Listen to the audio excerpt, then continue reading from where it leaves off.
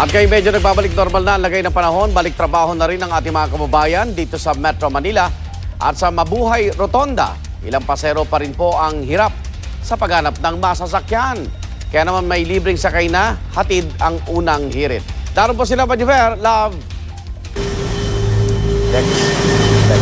Good morning, Igan. Good news po para sa ating mga commuters na medyo naaabala dahil nga doon sa pagbaban nga nung ilang mga bus na makapasok dito sa Maynila at bumababa doon sa may Welcome Rotonda. Meron po tayong libreng sakay na ino-offer po sa ating mga kapusong commuters. Ito po yung nagmumula kanina no, mga 15 minutes ago or 10 minutes ago.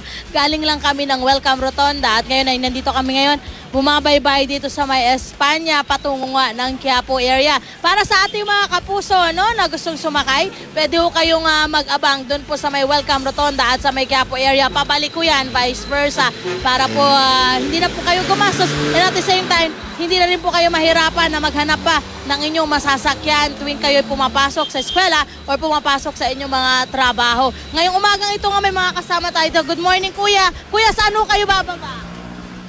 Asya? Okay, Nay, kayo po, saan po kayo bababa? Moraita po kasi papasok sila sa CEU. Ito yung mga kasama, mga estudyante nyo. Opo. Tuwing umaga po ba, hirap kayong sumakay? Paano po ba yung umaga nyo tuwing nagbabiyahe kayo? Minsan traffic po, malilit sa school. Oo.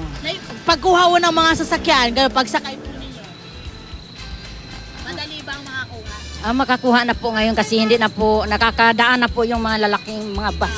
Oo po. Okay, ayan. Kahit paano, Igan, para sa ating mga kapusong mananakay, medyo meron tayong konting tulong para sa kanila para naman ay magkaroon ng kaibsan yung kanilang mga kinakaharap na problema kahit na, makapagbigay tayo ng konting kasiyahan para sa kanila. Yan po ay hatid po ng unang hirit para sa ating mga kapuso. Ngayon po, eto na kami. Tumawid na kami doon sa riles ng tren patungo ng Quiapo area. Yan muna ang aming pinakahuling update mula dito mismo sa loob ng jeep ng libreng sakay ng unang hirit patungo po ng Quiapo. Balik sa'yo, Igan.